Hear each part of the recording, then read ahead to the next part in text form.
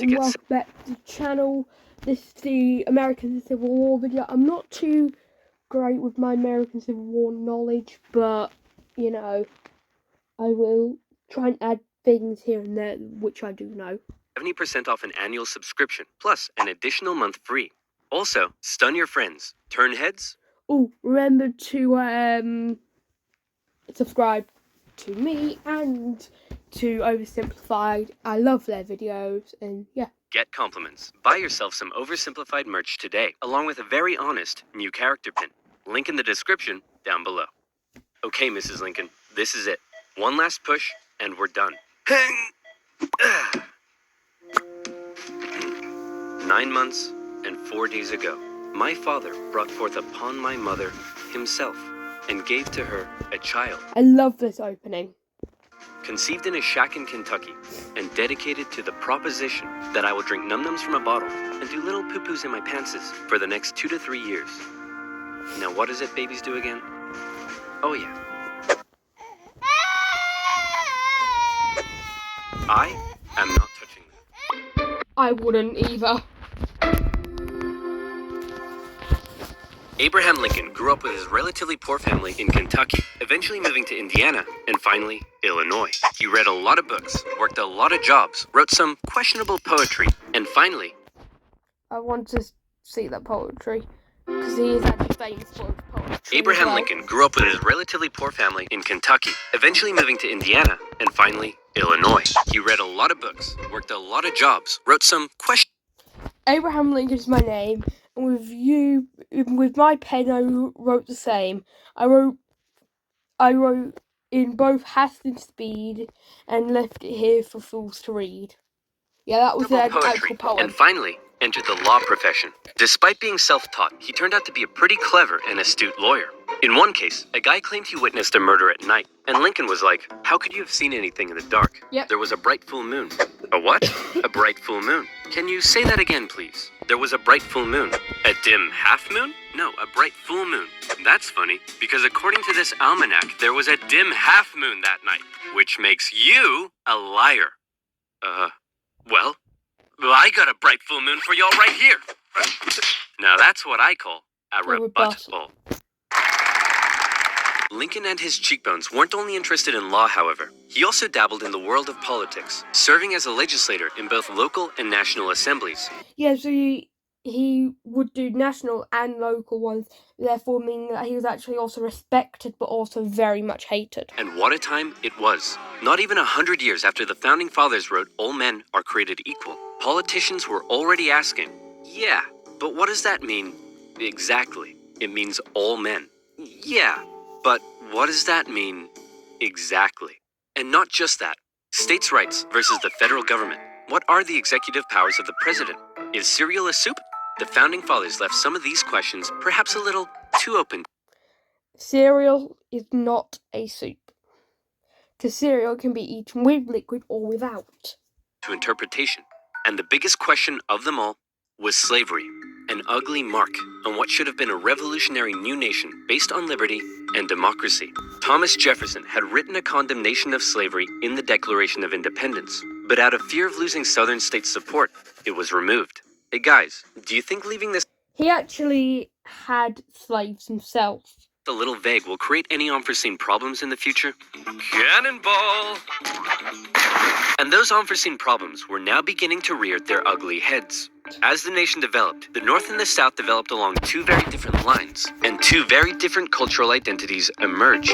Northern cities began rapidly industrializing, while the southern climate allowed for large plantations of labor-intensive crops. As a result, one half of the country didn't rely on slaves, while the other half had become economically dependent on them. And this is one of the problems with it, because the South was really good for growing cotton, but cotton needs slaves at the time. In 1793, Eli Whitney's cotton gin caused the slave trade in the South to explode, while in the North, a growing abolitionist movement was taking root, as general mistrust began to develop between the North and the South. As Northerners felt the South were hell-bent on expanding slavery, and fear spread throughout the South that the North wanted to take their slaves away.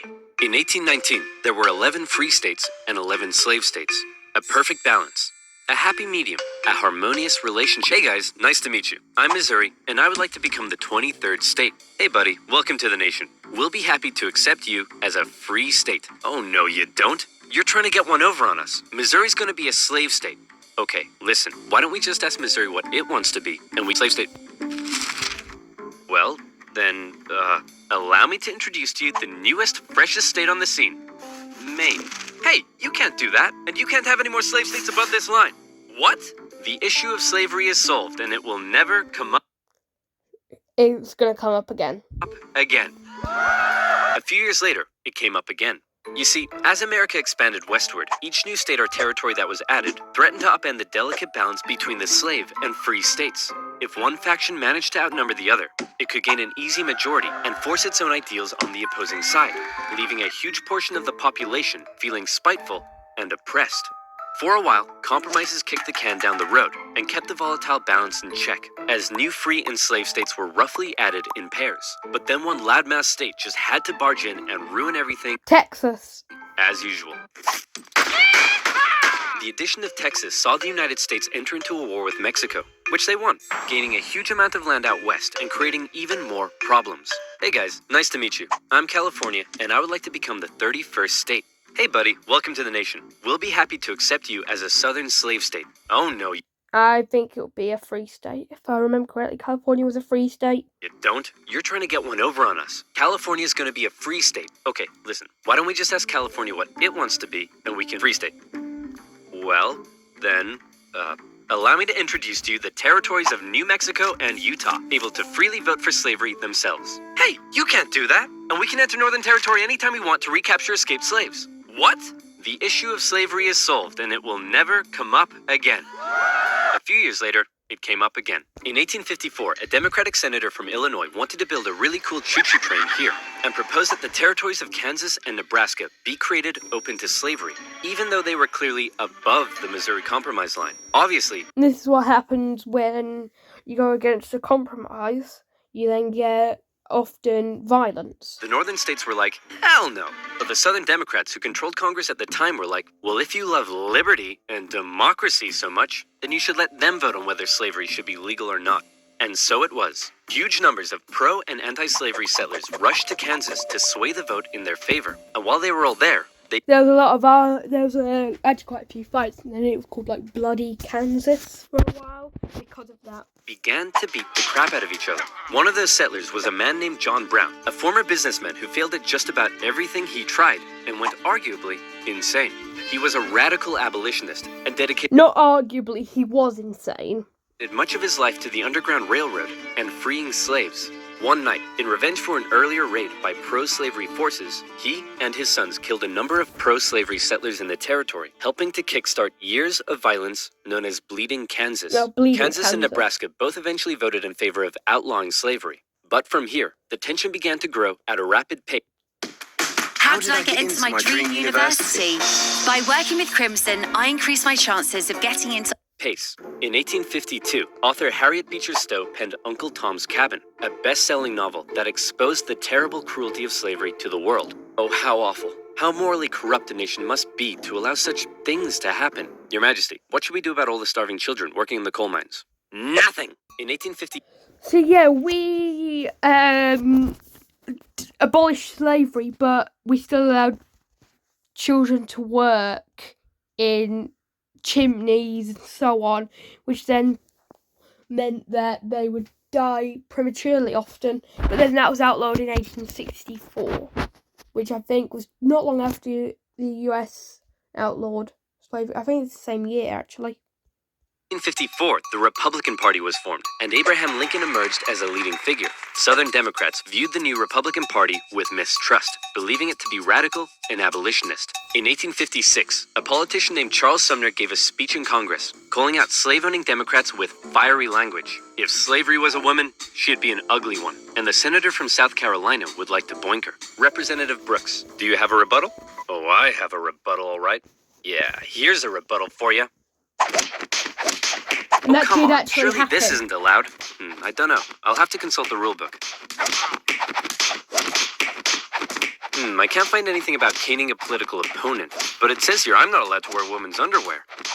I think that's an actual law in Congress. Uh-oh. News of the violence on the Senate floor took the nation by storm. Southern slave owners sent Representative Brooks new canes to replace his now broken one. And on the floors of Congress, politicians carried weapons in self-defense, which is never a good sign. In 1857, the Supreme Court ruled in the Dred Scott case that all people of African descent, slave or free, could not be citizens, and therefore could not sue for their own freedom under any circumstances, undoing years of progress with the strike of a gavel. Now, within all this bitter debate over slavery, there were many nuances. North versus South, Republican versus Democrat, states versus the federal government. But let's strip all of that away. People often had more respect for their state than their country at this point. For 4 million individuals living in America, this wasn't about political intrigue or party alignment. It was about the basic human right to be free.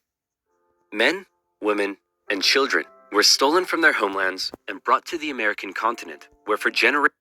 Yeah, so it was a triangle during the British rule. You go from Britain to West Africa, from West Africa to USA, back to Britain. And it was basically, we would take people, and almost every major power did this, taking them from their own country, bringing them to a completely different country, even bringing them to a different continent, and then from there, bringing them to the US and other places. They were considered to be property, forced to live in poverty, and work from sunrise to sunset. Plantation overseers did whatever they felt was necessary to get the most out of their slaves. Punishments were often barbaric. Families were regularly separated, and parents could often only watch, as their children were auctioned off, never to be seen again.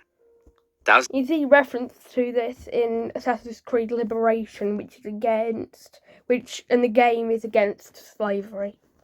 Thousands of slaves took the treacherous risk of running away, and abolitionists in the North helped many escape via the Underground Railroad, as bounty hunters entered the North to chase them down. Leading figures within the abolitionist movement included many significant free black men and women. But it's important to note that for many of the anti-slavery white individuals in the North, opposition to slavery was often an economic issue, not a moral one, as many worried large plantations would take their lands and livelihoods away. Yep. Abraham Lincoln knew that slavery was a moral evil, and he regularly spoke out against it in powerful speeches that helped him rise through the ranks of the new Republican Party. He lamented at the hypocrisy of a great American nation meant to stand as a shining beacon of freedom, while also enslaving 4 million men, women, and children. He most famously declared in 1858 that a house divided against itself cannot stand, that one day, slavery in America would end. However, even Lincoln was cautious in his opposition. He didn't want to outlaw it entirely, but simply prevent its expansion, so that given enough time... And as well, in the Declaration against slavery, he said that black people would still not have the same rights as the whites. He believed it would naturally die out. Thankfully, history would force his hand. In October 1859, one abolitionist decided he'd try to single-handedly take down slavery by force. Who would be crazy enough to even attempt such a thing? It's our good friend, John Brown. He planned to seize arms from an armory in the town of Harper's Ferry, free the slaves there, and continue south, inciting a major slave uprising along the way. A noble cause, a bad plan, and terrible execution. Brown's men took the armory and some hostages, but were quickly surrounded by one Robert E. Lee and his U.S. Marines. Brown was captured, and a couple of months later, he was executed for treason. Northerners sympathized with Brown, but Southerners were like, "You see this? They're coming for us. Soon, there'll be 1 million John Browns." 1 million John Browns? What on earth are you thinking about?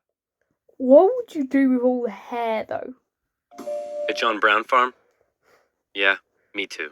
To make matters worse, new northern free states meant now the southern states really were outnumbered, and they were beginning to feel bitterly spiteful and oppressed. Further fear began to spread in the South when news broke that a relatively unknown figure had just secured the Republican Party nomination for president. Abraham Lincoln, mostly well-liked among anti-slavery Northerners, had made some of the most powerfully worded speeches against slavery of any politician at the time.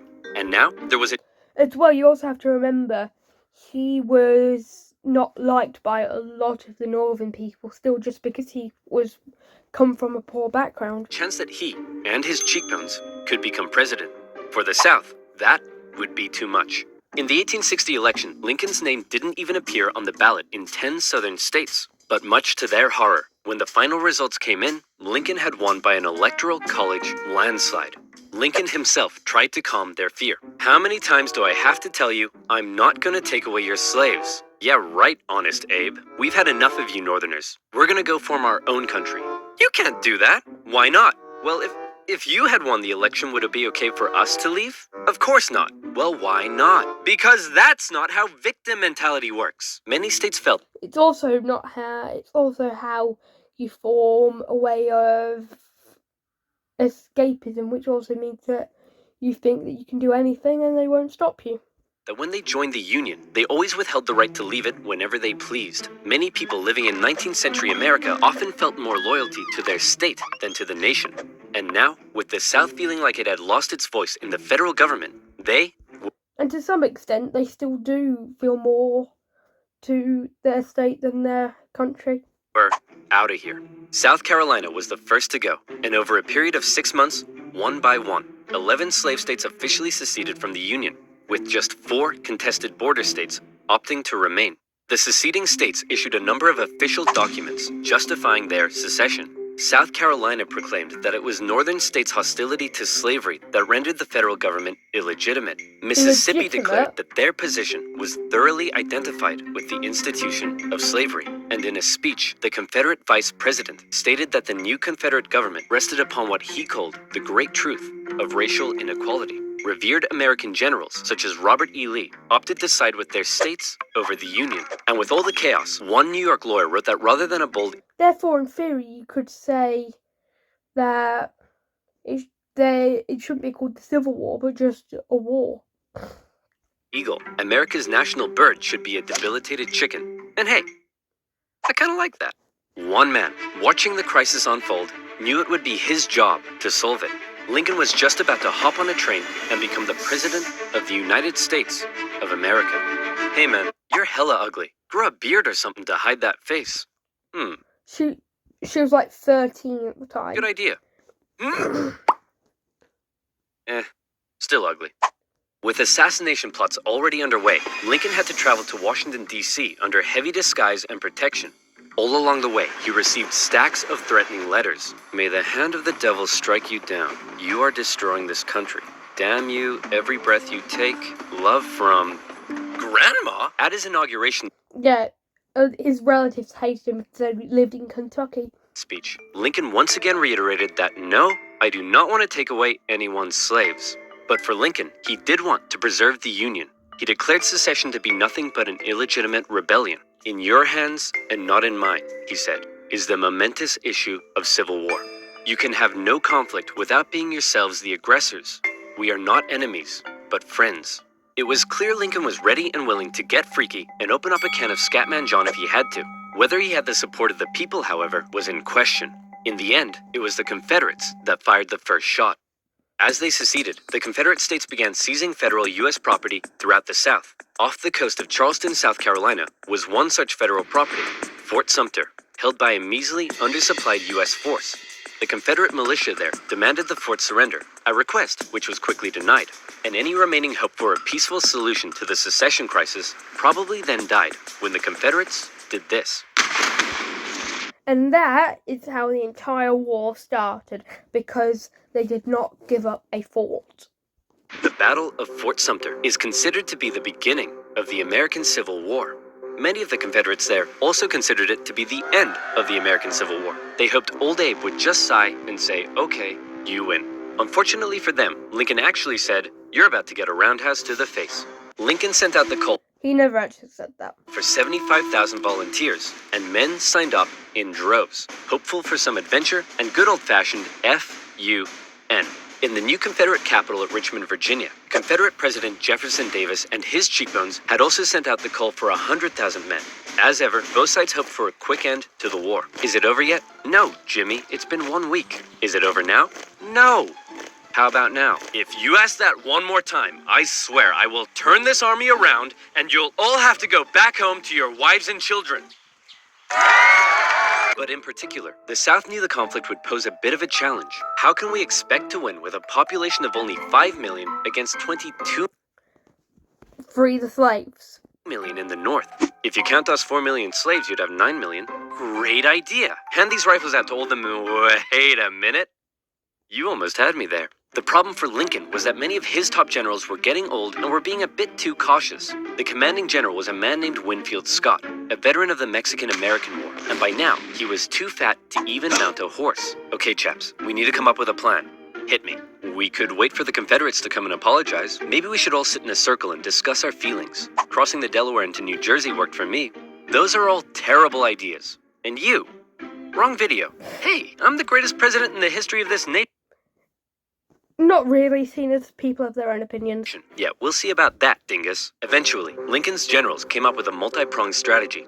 First, a blockade would cut off and starve the South of supplies by sea. Secondly, taking control of the Great Mississippi River would sever the South's economic artery while splitting it in two. And finally, a main Union force in the East would move south and take the Confederate capital, ending the war. Bada boom, bada bing. Skirmishes began to break out across the nation, and the Union Army in the East began to move south towards Richmond. Everything seemed to be going well until they reached Manassas, where they came upon a large Confederate force. It's almost like they were waiting for us. How did they know? As it turned out, spies in DC had sent a coded message to the Confederates warning of the invasion. Did you use NordVPN? What the heck is NordVPN? Ad time. That guarantee. So click the link in the description below, nordvpn.com/oversimplified, and use promo code oversimplified to get 70% off an annual subscription. That's only $3.49 a month, plus an additional month for free. Again, that's nordvpn.com/oversimplified. And as always, you'll be supporting my channel. So thank you. Now where were we? Oh yeah, secession, Fat Man, and the Union invasion into Virginia. The two sides encountered each other at Manassas, and both geared up for the first major battle of the Civil War, the First Battle of Bull Run. The Confederates rapidly brought in support via rail, and the two sides were about equal in numbers. However, they were also equally inexperienced. A large number of civilians also rode out by carriage from DC to Well, yeah, wars were a tourist attraction. That's why the Crimea was so... the Crimea was a tourist destination. And that's why the British Hotel was called a hotel. picnic on the nearby hills and watch the excitement unfold. Nobody seemed to quite understand how destructive this war was going to be. The Union forces pulled a flanking maneuver to hit the Confederates on their left, and the two sides fired on each other in rows. Farm families living in the area were forced to flee the fighting, including a man named Wilmer McLean. Hurry up, Martha! There's a war out here! The more you tell me to hurry up, the slower I will go! The Union force saw initial success pushing the Confederates back to Henry Hill. But one as of yet fairly unknown General Thomas Jackson had arrived, and he took a defensive position, standing firm like a stone wall, holding the Union Army off, and finally sending them running back to Washington, D.C. Yep. With heavy casualties, the sobering reality of war hit both sides hard, and the North, having just lost the first major battle, had to face the serious prospect that they may not actually win this war. President Lincoln, General Jackson whipped us so hard, the Confederates are calling him Stonewall Jackson. Wait, that's why they're calling him that? Not because he looks like he ran face first into a stone wall? He does. Apparently not. Worse yet, the North had also lost the first major battle out west, giving away control of southwest Missouri. All of this was terrible news for Abraham Lincoln, especially since many of his generals and cabinet already didn't have much respect for him. They felt he was incapable of running a war, because he seemed a bit like your friendly old... Yeah, a lot of people didn't like him in the war cabinet because he just seemed too nice. Grandpa. He famously loved a long-winded story and a good pun. I've been so busy, my wife is missing me, but her aim is starting to improve. But deep down, few realized he could also be incredibly shrewd. Oh, Abe, you're so funny. Funny how? Funny like I'm a clown? Abe, I was just... No, funny how? Like I'm here to amuse you? During the war, Lincoln committed acts that were viewed by some as impeachable. His administration suppressed the free media from printing articles sympathetic towards the South. Some Southern Well, yeah, because he wanted to win a war. sympathizers were even arrested without a trial. Lincoln's criticizers began accusing him of being a tyrant. But to quote the man himself, hey, it's war, baby. What are you gonna do? By the end He also never said that. of 1861, with things already looking bad for the North, abolitionists such as Frederick Douglass couldn't believe that the Union Army weren't enlisting black men. He continued to put pressure on Lincoln to make the war about emancipation. Mr. President, it's time to make the war about emancipation. I don't want to ruffle any feathers. The feathers are already ruffled. But Lincoln, hanging on to hope for a quick end to the conflict, continued to fight only for the preservation of the Union. It was decided, however, that escaped slaves from the Confederacy could be held as enemy contraband, and many of these men were put to work bolstering the Union's infrastructure and supply lines. Hoping to get things moving, Lincoln made So basically, slavery is what he's talking about, except done in the North.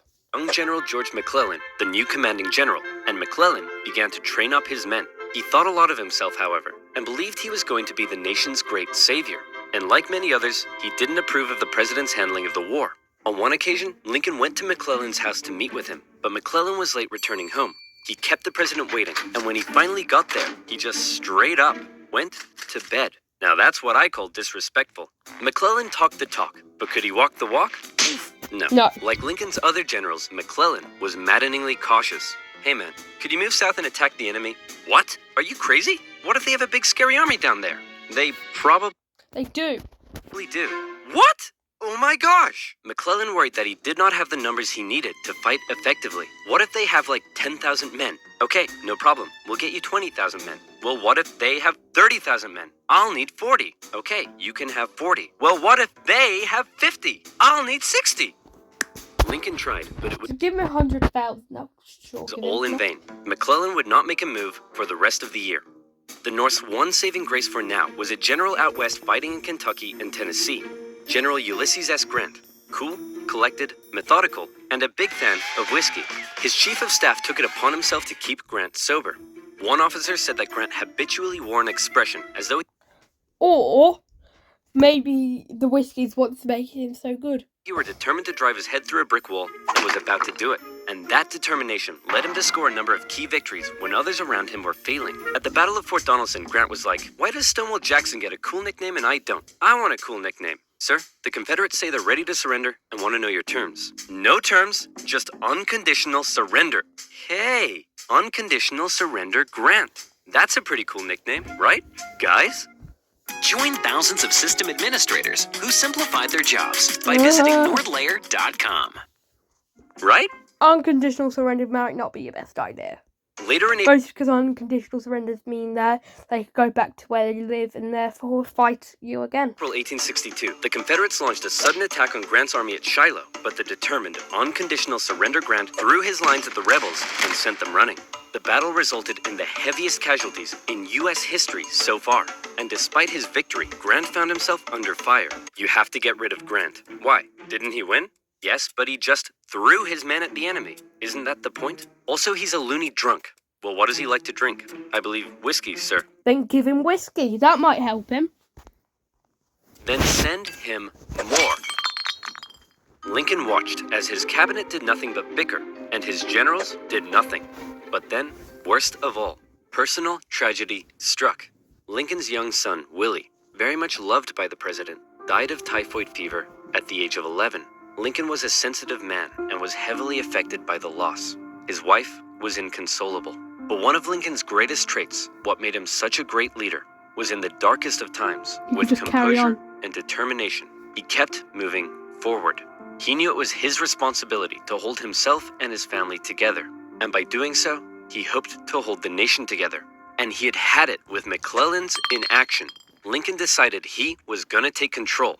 In March 1862, Fire McClellan. Lincoln firmly ordered McClellan to once again move south towards Richmond. McClellan insisted instead they move by sea to the Virginia Peninsula and attack Richmond from the southeast. Yes, said Lincoln. Okay, anything. Lincoln held on to some of McClellan's men to defend D.C. from a nearby Stonewall Jackson wreaking havoc in the Shenandoah Valley, and he sent McClellan south. McClellan landed on the peninsula, and he began to move inland. He came up against a small Confederate army that had dug in at Yorktown. McClellan vastly outnumbered the force, but it's said that Confederate General Magruder deceived McClellan by cleverly maneuvering his smaller force and making McClellan believe he faced a huge army. No, you have way more men than them. And this is why he lost his job. Move forward. No. McClellan settled in for a month-long siege, giving time for Johnston to move south from Manassas and Magruder time to retreat. When he finally entered the city and found it deserted, he declared it a victory, calling his success brilliant. Then, after meeting some resistance at Williamsburg, McClellan moved to within just 20 miles of Richmond, his armies able to hear the church bells ringing in the enemy capital. You still outnumber them. Go give him hell. No. McClellan once again held back. It's just not about outnumbering, but you also need the leadership, which he did not have. Moving slowly and defensively, and with his army split in two, the Confederates saw an opportunity to strike back. McClellan's advance was halted, and now the Confederates pulled an ace out of their sleeve. General Lee, you're up. Do you think we should evacuate Richmond? No, Mr. President, no need. General Robert E. Lee, one of the most brilliant military commanders of the time, was now in charge. He was a brilliant commander, and this is one reason why the war could have almost been won by the Confederates. One of his biggest strengths was his ability to read the mind of his enemy, and he knew McClellan was cautious and weak. After moving Stonewall Jackson south to join him, and even though he had a smaller army, Lee hit McClellan in a series of fast-paced, close combat battles that had McClellan spooked.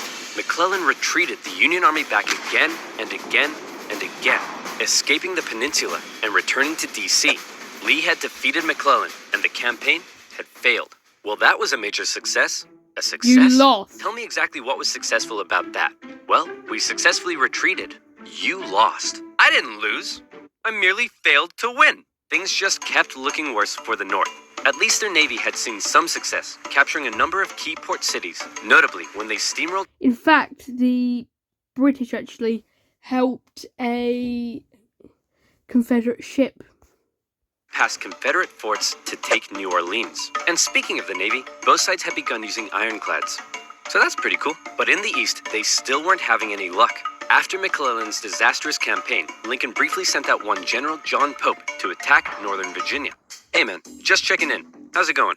Well, the Confederates kicked my butt at Cedar Mountain. Then they raided my camp and ran off with my money and clothes. Also, I appear to have been wedgied. Lee defeated Pope at yet another Most of that was true. battle at Bull Run, in which nearby farm families once again got caught up in the fighting. Hurry up, Martha! There's another war out here! I'm waiting for my hair to dry! Wilmer McLean, sick of war, moved his family south, where he knew the war would definitely, absolutely, never touch him again. But Lincoln had yet another problem to contend with. European powers, in particular the UK, were looking increasingly like they may intervene diplomatically on the side of the Confederates. They were missing their precious supply of southern cotton because of the Union blockade, and they wanted to see a swift conclusion to the war. The tension between America and Great Britain had been increasing, especially after Confederate diplomats were discovered on a British ship. Now, after McClellan's failure to take Richmond, the UK declared it impossible for the North to win. Lincoln Yeah.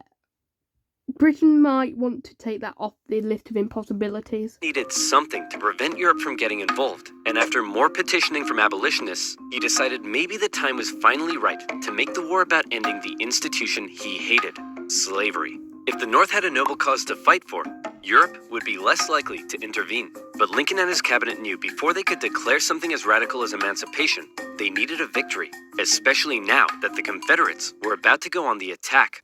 Aware that he had a limited number of men and supplies, Lee now hoped that if he could just threaten Washington, D.C. militarily, he would gain Europe's recognition and crush Northern morale in time for the midterm elections, forcing the North to negotiate. With confidence at an all-time high, for the first time, Robert E. Lee invaded the North. But on September 13th, the North finally had some luck.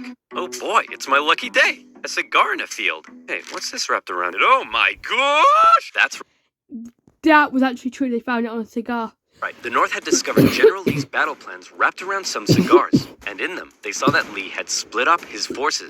McClellan headed out from D.C., and the two sides met in the Battle of Antietam, a crucial battle that would decide the course of the war. It saw the most vicious fighting to date, and still remains the single bloodiest day in American history. But, for once, the North came out victorious, and Lee was forced to retreat.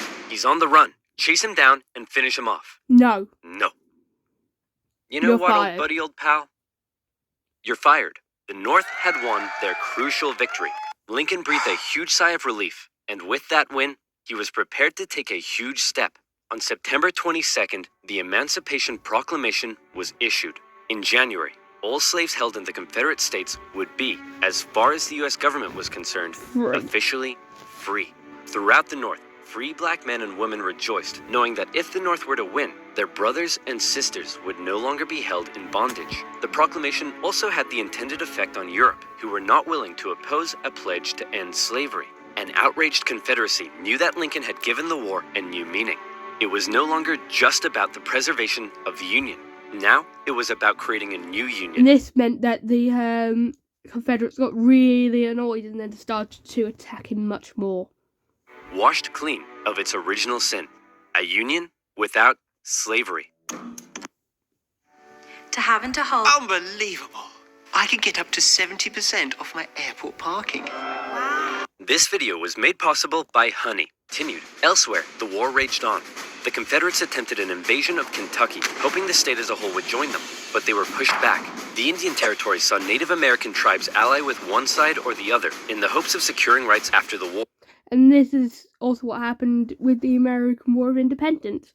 You know, they worked for the Americans hoping to have independence and they didn't get, and hoping they get the rights and they didn't get any. Along the Mississippi, General Ulysses S. Grant remained one of the few Union generals scoring major victories. With his best pal, General Sherman, by his side, Grant led his armies down the Mississippi to the Confederate stronghold of Vicksburg. Both sides knew that if Vicksburg fell, the Confederacy would be split in two, and the Confederates prepared for an intense defense of the city. But back in the East, Lincoln still wanted somebody to march south and take Richmond. Having given General McClellan the boot, he needed a new man in charge. All right, Mr. President. Option 1 is General Hooker. Bit of a nutcase, but a good general. Option 2. His qualifications are his name is Burnside, and he has freaking dope-ass sideburns. Say no more. So General Burnside was put in charge of the Army of the Potomac and sent south. Lincoln hoped he finally had a general who could succeed.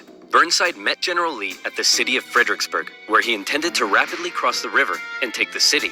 But the Union War Department was too slow in delivering the pontoon bridges, and the two sides were forced to camp across from each other, close enough to speak. Hey, Yankee, ready to get your butt kicked? Yeah, right, Rebel. God is on our side. No way, God's on our side. Oh, you think so?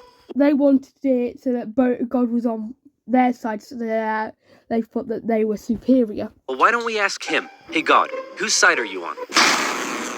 Ow. Dude, uncool. With over 100,000 men, the Union Army finally launched their massive attack on the 11th of December. But by now, the Confederates had amassed their forces. During the battle, wave after wave of brave Union men marched headlong into a brutal Confederate onslaught. And because it's a city with walls, the Confederates could just shoot over the walls and cut them down easily. Even the Confederates couldn't believe what they were seeing, and in one moment of camaraderie, a Confederate sergeant, unable to take it, reportedly came out into the field to tend to the Union wounded. Seeing this, the Union troops held their fire. Still, Burnside and his forces were soundly defeated at Fredericksburg and forced to retreat. Lincoln's popularity and Northern morale continued to plummet, especially as the winter heading into 1863 was bad. The winter camps were rife with disease. The food was less than appealing. On both sides, men began to leave. Hey, where do you think you're going? I'm deserting. What? Don't you love your country? Yes, I do. And I'm trying to get back to it as quick as I can. Lincoln, ever the kind and caring man he was, spent much of his time pardoning deserters' death sentences. Oh my. Here's a 17-year-old boy sentenced to be hanged. Well, I'd better suspend his sentence. Or he'll be suspended tomorrow. What? To try to keep the numbers up, both sides had introduced conscription. There was controversy in the North, however, since rich men could simply pay to have someone else fight on their behalf. Riots broke out in New York City, with enraged mobs furious at the idea of going to fight for slaves, an idea that many of them simply did not support. However, after so much pressure, the Union had finally begun allowing black men to enlist. And these men, knowing what they were fighting for, signed up. By the end of the war, nearly 200,000 troops, 10% of the Union Army, would be... And to be honest, it was a very big deal and therefore meant that they could win the war much easier. Black, the valor and bravery they showed throughout, silencing critics. Okay, well that last guy was useless. Let's try this Hooker fellow. General Joseph Hooker was put in charge of the Army of the Potomac, and once again, Lincoln ordered him to move south and take Richmond. Hooker met Lee at the Battle of Chancellorsville, where Hooker had over twice the men Lee did. Lee was forced to defy all military convention and split his small Why is there a Union flag force behind into there? two. Lee had absolutely no chance of winning, and Lee won. It was his masterpiece. Lee did suffer one significant loss during the battle, though. As his right-hand man, Stonewall Jackson, was riding back to the Confederate lines at night, the nervous Confederate troops, unable to recognize him, opened fire. You boys done goofed up. Jackson Yep. died 8 days later. As for Lincoln, he couldn't believe it. It was yet another loss, and Northern support continued to waver. While the Union kept on struggling in the East, out west, unconditional surrender Grant was making moves as always. In an attempt to take Vicksburg on the Mississippi, he made a series of risky and bold movements. He sent a cavalry raid and feigned Sherman north to confuse the enemy. Yep. Then, aided by a fleet of ironclads on the river, he raced his army south to cross the Mississippi. Aware that the terrain to the north was restrictive, instead, he strategically moved northeast, hitting Vicksburg's supply line and defending his rear from Confederate armies in Jackson. Once he reached Vicksburg, the Confederate defense became hardened, and Grant was forced to settle in for And it's because of that they managed to split it in half, and then from the Mississippi from the Mississippi they could do what they really wanted. a month-long siege, during which time he got rather bored. Despite not taking the city, Lincoln loved it and encouraged Grant to hold firm. It would only be a matter of time before the Mississippi was in Union hands. Around Yep. this time, Around this time, the people in the west of Virginia, who had remained loyal to the Union throughout, finally broke away to form their own state. West They could have named it anything in the world, but the creative minds at the time came up with the ingenious West Virginia. Back in Washington, Lincoln once again wanted a new general to take command. Oh my goodness, why do all these 19th century generals look so bust? Look, we got Sleepy Eyes Joe here. That's Yep. Princess Leia with a mustache. E.T. phoned the doctor.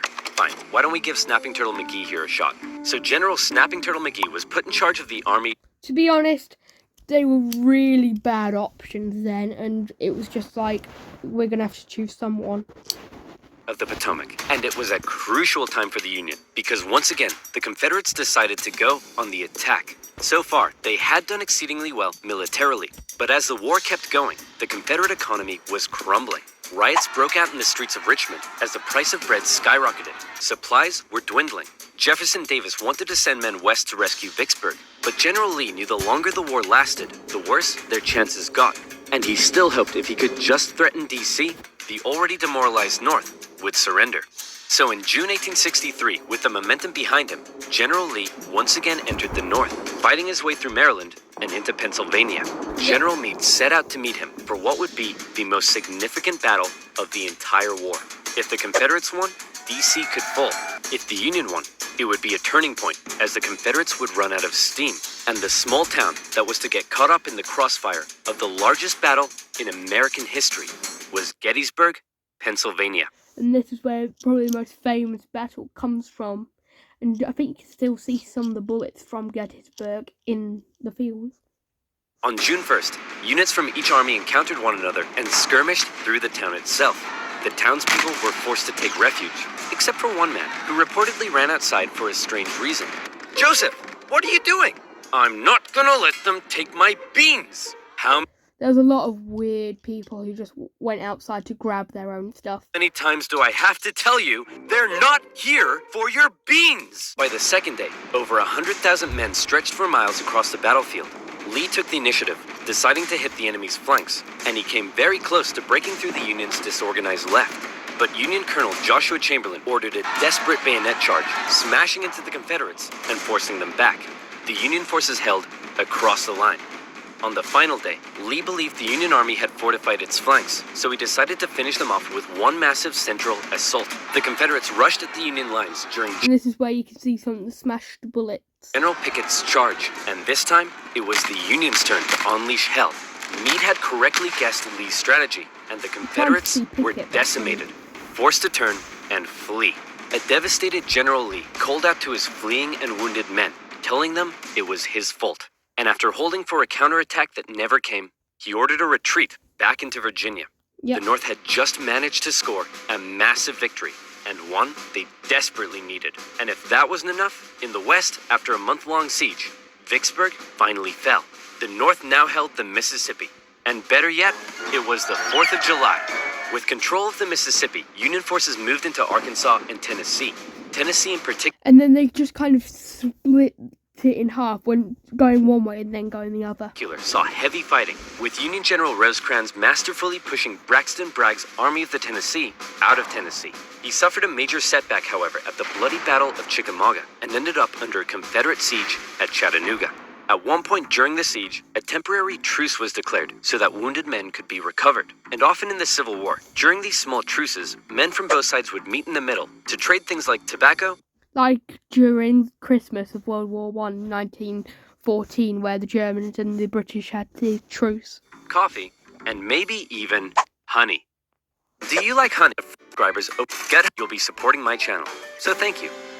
Now where was I? There we go. Oh yeah, Grant continued to be Lincoln's #1 guy. With these victories, Lincoln hoped the war was finally turning. Back in Gettysburg, the entire town had been turned into a hospital to care for the scores of wounded men. Throughout the war, on both sides, women such as Clara Barton rose to the occasion, doing crucial work on the home front and volunteering as nurses for those who had given their lives. A new national cemetery was to be established at Gettysburg, and Abraham Lincoln traveled out to And you can actually still see some of the graves, and some of them are still in perfect condition. attend the opening ceremony. At the event, the main speaker spoke for 2 hours. Then, Abraham Lincoln was called forward to give some brief, appropriate remarks. In just 2 minutes, he masterfully and poignantly iterated America's national purpose and the need to continue the fight. The Gettysburg Address would become one of the most famous speeches in American history. While they were now making progress, the North still couldn't find a decisive victory in the Listen to the address on YouTube. It's really East. cool. And that was bad news for Lincoln, because his presidency was now in its 4th year. In 1864, there was an election coming. The Confederates knew this too, and with little hope left of being able to threaten the North militarily, they believed their last shot at victory may be in the election, since Lincoln, emancipation, and the war itself weren't exactly popular. People in the North were sick of war and wanted to put it behind them. Robert E. Lee hoped that if he could just hold out and continue to inflict more defeats, the people of the North would vote Lincoln out and replace him with a Southern sympathizer who may be willing to But there wasn't really one. negotiate. Lincoln knew now he desperately needed a victory. Now, I know what you're thinking, but oversimplified. If Lincoln loves General Grant so much, then why doesn't he put him in charge of the campaign in the East? Well, guess what, loyal subscriber? You've hit the nail on the head. You're doesn't- bold, Grant. I'll grant you that. I'm promoting you to General-in-Chief, and I ain't taking you for granted. Now I want you to go defeat Lee. Grant me my wish. Please stop. So Grant was put in charge, and he came up with a new plan. He wanted to press the Confederates on all fronts, with General Banks to capture Mobile, Alabama, General Sherman moving south to Atlanta, and Grant joining the Army Yeah, they were meant to go one way, but they actually went the other. of the Potomac as they advanced through Virginia. In May 1864, that plan went into action. Sherman steadily advanced on Atlanta, facing off against the smaller Confederate army under General Joseph E. Johnston. In addition, a cruel yet highly skilled cavalry general and winner of the funniest Confederate statue award, Nathan Bedford Forrest, Probably. was also nearby, doing his best to threaten Sherman's advance. But in a series of battles, Sherman dominated and pushed Johnson back to the city. But he was held just outside of Atlanta itself and was forced to lay siege. Meanwhile, the main show was happening to the east in Virginia. The Union's top general was finally about to face off against the Confederacies. Lincoln hoped Grant would bring something new to the Eastern Theater, and bring something new he did. As Grant began moving south, Lee still regularly outmaneuvered him and inflicted heavy casualties, hoping to demoralize the North as much as he could. But here's what set Grant apart from others. He knew Lee was running out of men, and that the North by comparison had plenty. Grant would throw his forces at Lee, and even when Lee repelled them, Grant, rather than pulling back, would give the order to keep moving forward and flank Lee. Again and again. In under 6 weeks, 80,000 men would be killed, wounded, or missing. In D.C., Grant was criticized for being a butcher. At the Battle of the Wilderness, the Union casualties But he was also a hero, according to a lot of people. were so heavy that Grant reportedly began to weep. But still, Grant could replace his losses. Lee couldn't, and he was being pushed all the way back to Richmond. Lee knew once he got there, he'd be under siege. Then, it would only be a matter of time. Close to Richmond, Grant again suffered horrific casualties in a miscalculated assault at Cold Harbor. Then, trying to be a trickster, instead of moving on Richmond directly, Grant moved towards Petersburg to flank the Confederate capital and cut its supply line. But, just like Sherman, Grant was halted outside of the city, and he too was forced to settle in for a siege. Two identical sieges would not be good enough for Lincoln's re-election. The people of the North saw the casualties Grant had been taking, and they weren't happy. To make matters worse, Lee had sent Jubal Early. But then look at World War One with a lot of the generals then. They were also seen as butchers, and yet they won. North to threaten D.C., with the hope of forcing Grant to withdraw troops from Richmond. Early was repelled on the outskirts of the city, with President Lincoln even attending as an observer, but the North had been given a fright. So with the war currently in a stalemate, who was to be Lincoln's opponent in the critical 1864 election? Who would the Democrats choose? Guess what, baby? I'm back. That's right. General George B. McClellan would run for president against Abraham Lincoln. My fellow countrymen, if you elect me, I, the great General George McClellan, will fearlessly and valiantly win the war. You wouldn't. Unlike this douchebag, many Democrats, however, including McClellan's running mate, wanted to end the war. So it's possible McClellan may have ended up fearlessly and valiantly making peace with the Confederates, which is exactly what they were hoping for. With the war in a stalemate and Lincoln still not popular, it looked like McClellan would win, and the Confederacy may have a chance at surviving after all. Lincoln himself said that without some kind of major victory, it seemed exceedingly probable that this administration will not be re-elected. Well, fret not, Abe, because And then he had his big victory. if it's a major victory you want, it's a major victory you'll get. Zipit.com quickly turns books into money. Our free app zaps barcodes and instantly offers great prices. It's a major victory you'll get. Atlanta had been under siege by General Sherman for just over a month. After a number of battles around the city, Sherman sent a force south to sever the city's supply line, and Confederate General Hood was forced to abandon it. Atlanta, one of the Confederacy's most important cities, had fallen into Union hands. For many, it was clear that the Confederacy's defeat was And it now looked like everyone was going to go to Lincoln. now inevitable, and the war would soon be over. When the final results came in, Lincoln had won with an electoral college landslide, with the troops in particular voting overwhelmingly for Lincoln, which must have It been was only really the troops that voted for him, but then there wasn't much of the other public left, so... touching for their commander-in-chief. Hey man, looks like you lost. No hard feelings? I didn't lose. I merely failed to win. In January, Lincoln involved himself heavily in ensuring the 13th Amendment made it through Congress. In a narrow and historic vote, the amendment passed. Slavery would now be constitutionally banished throughout the nation. Black men and women, watching the vote from the galleries, knew the work had only just begun. And now they just needed to get equal rights. A couple months later, at his second inauguration, with victory right around the corner, he didn't celebrate, he didn't gloat. Instead, he emphasized the need for reunification and binding up wounds. To him, Americans, North or South, were to again be compatriots. However, listening to Lincoln speak that day was a man who had no interest in reunification. John Wilkes Booth, an actor living in D.C., was also a deep Southern sympathizer. And as the war turned against the Confederacy, depressed and full of hate, he was already plotting his revenge on the man he held responsible. With further Confederate losses, it was pretty clear at this point who would win. But still, Jefferson Davis showed no sign of giving in. The North were frustrated to see the conflict being dragged out. Why waste more lives? You might as well just end it now without almost killing yourself. In Atlanta, General Sherman believed he had the key to forcing the Confederacy's hand. He had an unusually modern concept that an army could only survive with the support of the people. Strike at the people, and the army collapses. Sherman decided to do something unprecedented. He would remove his 62,000 men from their supply line and march through the heartland of the Confederacy, where they would live off the land. There, they would wreak havoc. As they marched, they tore up railroads, Just like what Napoleon did. burned farms, and destroyed communication lines. They also liberated thousands of slaves. The damage done was estimated at $1.4 billion. The tactics were cruel, but to Sherman, it was better than losing yet more men in battle. In December, he reached Savannah, Georgia, but he wasn't done yet.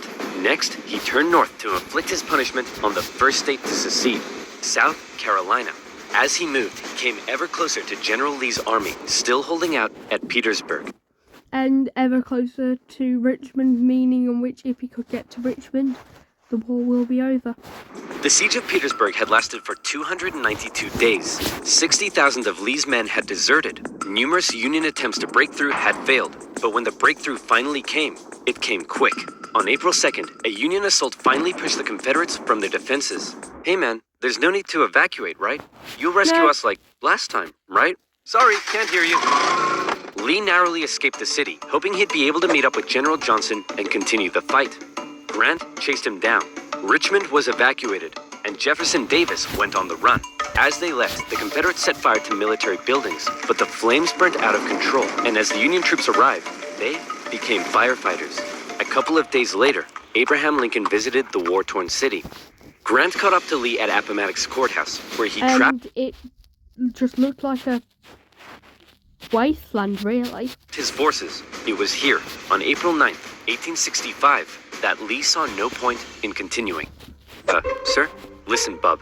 I drank a bit too much last night, and now I'm hanging like a fruit bat on a hot day. So whatever you have to say, I don't want to hear it. General Lee says he wants to surrender. What? Diggity dog!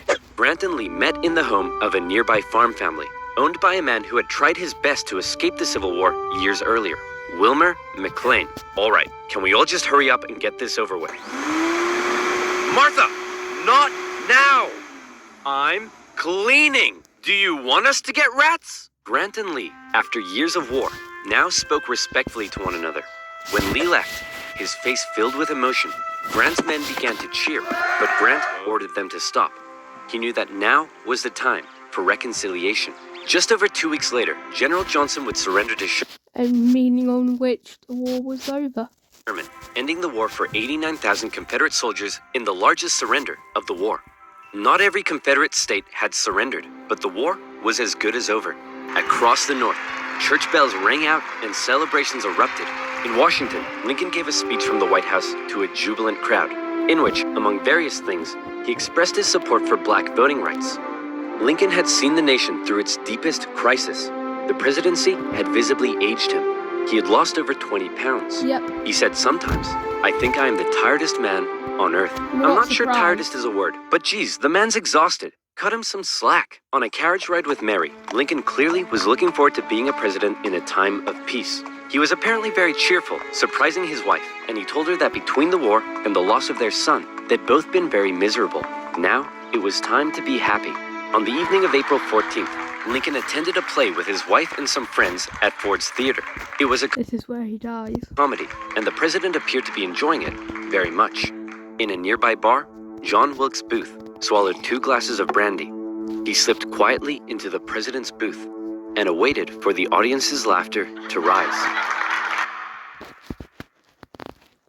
The president was shot in the back of the head.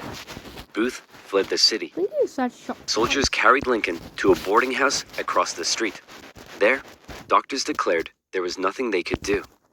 Surrounded by his heartbroken wife, son, and members of cabinet, at 7:22 the next morning, President Lincoln 7 passed hours away. later. Never before had a president been murdered. A shocked nation mourned as a 12-day funeral procession carried Lincoln back to his home in Springfield, Illinois. On April 26th, Union cavalry found John Wilkes Booth in a barn in Virginia, where he was shot. Not long after, Confederate President Jefferson Davis was also tracked down and arrested. Executed. Imprisoned for 2 years, he was eventually released. The North didn't want to put him on trial for fear the jury may rule that Southern secession had in fact been legal. To ensure reconciliation, other Confederate generals and politicians were allowed to re-enter life in the now restored Union. Scattered fighting continued into May, when the last Confederate forces in Texas disintegrated. Yep. The southern states came under Northern military occupation to prevent any further rebellion, and a very difficult era of Reconstruction began. Over 3 million Anyway, that's the end of the video. So remember to like, subscribe and all that. And don't too oversimplified, and bye.